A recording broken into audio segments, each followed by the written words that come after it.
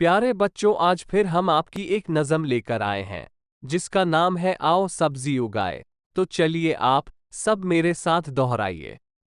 घर आंगन में सब्जी उगाओ, फिर सब मिलके मजे से खाओ। पहले झटपट क्यारी खोदो, फिर ये सारी सब्जी बो दो। कद्दू, करेला, अरबी, आलू, बैंगन, टिंडा और रतालू।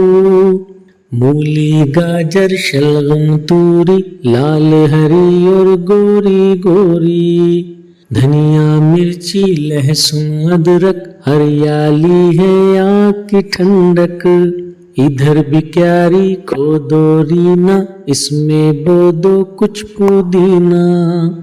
जाओ लोटा लाओ रानी, बीजों को देना है पानी।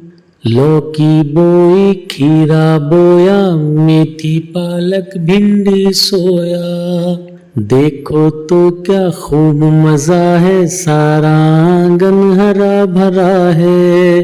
इससे सेहत, दौलत, बरकत, महंगाई में है ये रहमत। जब भी तुम ये सब्जी खाओ, अपने पड़ोसी को भी खिलाओ। घर आंगन में सब्जी उगाओ, फिर सब मिलके मजे से खाओ।